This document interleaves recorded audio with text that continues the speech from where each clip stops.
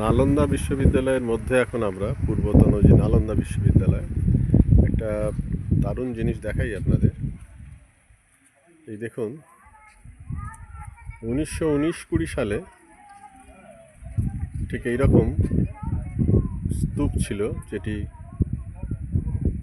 এই জঙ্গলের মধ্যে এইরকম অবস্থায় তাকে দেখতে পাওয়া যেত। দেখতে পাচ্ছেন, এটা আর্কিওলজিক্যাল সার্ভে অফ ইন্ডিয়ার বোর্ড 3 নম্বর সাইট টেম্পলে খনন করার পরে তার আকার দেখুন, এই তার বর্তমান রূপ।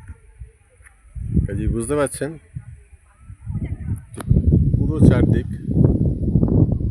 মাটি দিয়ে ঢাকা ছিল এবং সম্পূর্ণ মাটির তলা থেকে এই সাম্রাজ্যকে আবিষ্কার করা হয়েছে। তাও মাত্র 100 বছর, খুব বেশি দিন নয়, 100 বছর আগের ছবি এটা, 1920 সাল।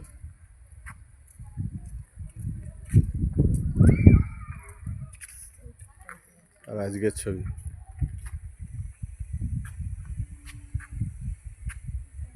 সত্যি অত্যাশ্চর্য, দেখে অবাক হয়ে যেতে হয়। মাটির তলার এই বিশাল সাম্রাজ্য 1000 বছরের ওপর অনাবিষ্কৃত ছিল।